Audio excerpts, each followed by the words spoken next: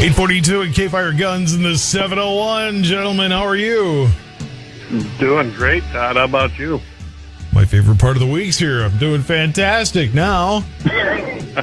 Best podcast on iHeart. Make sure you're getting it each and every week. Guns and the 701.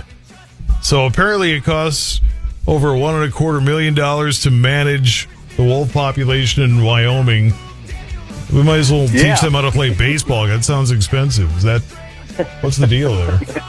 Well, they were reintroduced, several years ago out there in Wyoming and especially Yellowstone National Park. And at least this caught my eye because here we are in 2023 and last year's stats, it costed $1.28 million to manage this wolf packs out there, in the park and out of the park. That comes down to $3,811 per wolf. So I look at it as a waste of money myself, but, and there's still people that want these put back on the endangered species list. There's a lot of those wolf advocates out there petitioning U.S. Fish and Wildlife to once again protect the gray wolf in Wyoming. But I guess the big thing is that it costs a lot of money to manage the 41 packs and 338 wolves in those packs in the state of Wyoming. I just think it's kind of an insane number myself.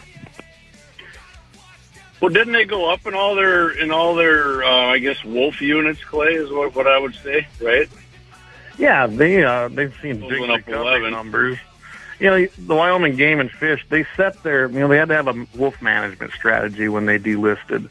And what they came up with, and especially in their trophy game area, have about 160 wolves in that particular area, to basically try and protect the actual wildlife they have in there now. And that came out pretty close. It's at 163 at the end of 2022. But everything has went up. I mean, you look in Yellowstone, there was a wolf count of 97 wolves the year before, and then ending last year there was 108 wolves in there. You know what the Park Service's comment was? They were concerned about the number of wolves killed in hunting seasons outside the park because they had a year there where 25 wolves that inhabited the park were killed in hunting seasons outside the park in neighboring states. I mean, wait a minute, aren't they just trying to save the taxpayers' money? You would think, right? Yeah. One single piece of lead, way cheaper than $3,811 per wolf, I think. Yeah, pretty close. That Purina wolf chow gets expensive after a while, so. Yeah. Well, inside of Yellowstone. One thing I noticed, go ahead, Jamie. Speaking of the wolves dying, inside of Yellowstone, not the ranch, the park. I'm glad you made that distinction. There are those people who do not realize that long before there was a TV show with Yellowstone in it, it used to be a park way back in the olden days.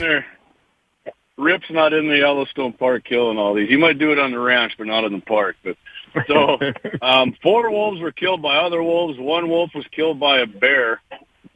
1 was killed by a vehicle, and 1 died of unknown causes. So it's not all these evil hunters that are doing taxpayers favors by killing these wolves. They kill each other too. So, and of course, livestock. Livestock. There was 97 head of livestock killed, 46 cattle, 46 sheep, and 5 horses. For that, Wyoming Game and Fish provided $187,382 in total compensation for the 23 livestock producers. So we're paying to put wolves in who eat the cattle, and then we're paying the ranchers who get their cattle killed by the wolves. That doesn't make any sense to me. No. And one thing and look at how that broke out. There was 29 wolf packs in there in their trophy zone, and 11 packs. So not quite half, but 38% of those were involved in at least one of those livestock conflicts. That's a pretty high percentage, as far as I'm concerned. That wouldn't have existed until they decided to do this whole wolf thing. But to be clear as well, what I just said, I'm all about reimbursing the cattle producers with that money, but I'm not for paying to get wolves reintroduced, in case I didn't come across clear on that. Yeah, I'm not either. I have no use for the wolf. I never have. I thought it was a horrible idea. If they start trying to do it out here, and I've actually heard talks of that, there's going to be a problem. Guns in the 701. You didn't learn nothing. Go ahead. Sorry, Todd. No, you go ahead. A buddy of mine said we didn't. Obviously, we didn't learn nothing from our ancestors who wiped the wolves out, because wolves go out and sport kill a lot of game and obviously livestock. So in a lot of respects, we seem to get dumber and dumber every generation. I keep wondering how that happens. Like we make these advances in technology and stuff, and yet we get dumber. I don't know how that works out. 848 at K-Fire, it's Guns in the 701. Big Lori Lightfoot fans, as you can imagine. And I know I couldn't say it with a straight face either.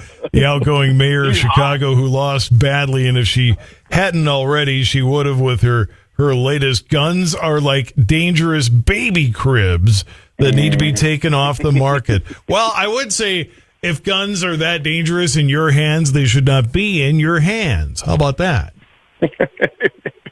So, yeah, Mayor Leftfoot, which, by the way, Todd, the guy who replaced her is not going to be any better. He might actually be worse. But Mayor Leftfoot was on PMSNBC doing an interview about, all the killings there in Chicago. And so they say, Mayor Lightfoot, just on guns, what is your advice to the next mayor how to tackle Chicago's handgun crisis?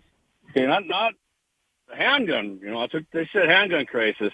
And her response was, the problem is they're pouring over the border, just pouring in the borders from these other states that don't think sensibly about gun control. So right off the bat, like a good leftist, she's blaming somebody else for the problem. She's blaming the neighboring states, not her own state or her policies for it. So, and just for the neighboring states she's blaming, 50% of the guns recovered in Illinois are from Illinois. In the crime scenes, 16% from Indiana, 5.4 from Missouri, 3.9 from Wisconsin, and 2.6 from Kentucky. So to me, that doesn't sound like they're pouring in from other states. And the criminals who bring them in, Todd, they're already breaking the law. So thanks for proving my point, Leftfoot. They don't care about law, right? Well, and bottom line is we see how gun control is doing so well for the crime rate in Chicago. That we should emulate that as a nation. Yeah. Well, there's actually been, in the last 2 weeks, there's been mass shootings in Chicago that nobody knows about. Tell you what, May 8th, Todd, 20 people were shot, 4 of them fatally over the weekend in Chicago. The week before that in Chicago, another mass shooting, 27 people were shot, 5 fatally. Why doesn't the news ever bring that up in Mayor Leftfoot's? Because that's the rolling average, that's why.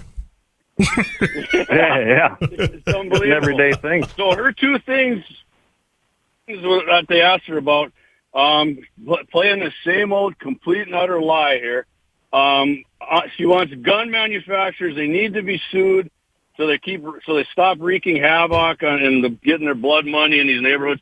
Gun manufacturers can be sued if their product is faulty. You can't sue a gun manufacturer if somebody shoots somebody with a gun. It's not the gun manufacturer's fault. The person used a gun. It's just like nobody's going to sue Range Rover for the guy in Texas last weekend who ran into the crowd and killed 8 people. You're not going to be able to sue Range Rover for that. Okay? Well, they're in England anyways. That'd be a really complicated lawsuit to begin with. So, but you know what? Donald's going to sue Range Rover. Donald Trump nailed it on CNN, though. Focus on mental health, not restricting the Second Amendment. There you go. Way to go, Donald. Yeah, he did a great job. Ironically, we were in competition on Wednesday night with the Donald, but we're okay with that when we went live. But yeah, he basically was asked by that leftist CNN reporter that, what would you do? And basically, Trump responded. He says, I'd do a number of things. He says, I'd put schools. He would actually make them much more hardened.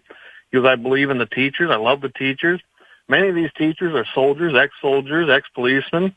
They are people that really understand weapons. And he's right. There's a lot of teachers that come back and they go to school and they become teachers who would be great people.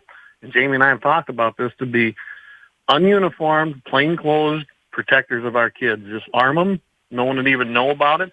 And I think that would help a lot. And then he also said that just 5% of the teachers, if they were armed, they'd be more than you could ever have if you were going to hire security guards. And he's absolutely right. You could never put enough security guards or resource officers in there. And then he talked about hardening the entrances, and we've talked about that just in Bismarck. Look at some of the schools and the glass fronts and the glass doors and how it'd be very easy to access a lot of these schools, not just in Bismarck, but anywhere when you look at them, because of the way they're designed and built. And then we wonder why we have a problem. We have soft targets. And Trump really hit on that great. Yeah, he did. You know what, Clay? I would say, you always hear this about arming teachers. One of the things I would say, oh, man, that would cost so much, or security guards. I'll bet you if they actually let them do that, and ask businesses to kick into a fund to fund teachers to get training and pay for their firearms and whatnot and their ammunition. I bet you any money the businesses in the state would flood it, and they'd have more money than they knew what to do with. Yep, you would not need a taxpayer nickel for that particular project. No way. You're right. Yep. You're absolutely right. Yep. I could see a lot of these instructors stepping up and giving free classes to them. I imagine any teacher that would be interested in doing that already has their own firearm. Because they're probably already good shooters and know how to handle it. I think it'd be a way better solution than anything I've heard. The problem is you get so many educators that are like, because the tendency to lean politically away from guns in that particular profession. But then that's a mindset problem. We need to get the mindset corrected. Absolutely. Yeah. And the ones that don't like it, Todd, they don't have to be armed. Well, that's just it. If you don't want to be, don't be. But I'd certainly feel more confident around somebody who could defend me. If having soldiers around you was so bad, we wouldn't have an army, would we? Right. And never forget the people that say that this is horrible. They're usually protected by armed guards themselves, so they believe in armed guards. But it's not for us. Yeah, all those Washington talking heads that are so anti-gun. Yeah, go do your homework and find out what their personal security is. And yeah, they do not practice what they preach. Guns in the 701 Best podcast on iHeart. New stuff Wednesday nights, right? Yep, every Wednesday night. Every Wednesday night. 6 p.m. Mountain, 7 p.m. Central. You can find us on www.gunsinthe701.com, Facebook, and our YouTube channel. We got the live stream going on there. We got all kinds of videos up that we do, funny memes and whatnot. And then every Monday, Clay, where can they find us every Monday? Every Monday in the crosshairs with Jay Dillon on KFYR TV their streaming side, which is KFYR Plus. And that goes on at 11:30 Mountain Time, 12:30 Central Time. You can find it right there at their streaming service. And, of course, you don't want to forget iHeartRadio, the best podcasting platform around. We're there, too. Check us out. Whoa. There you go. There you go. Love it. All right, fantastic. Associated with them. Guys, good to have you on iHeart. And have a great weekend. Thanks for being on with me here. Happy. You too. Thanks, Todd. All righty. Take care. Buddy. Yep. 8:56. Happy birthday.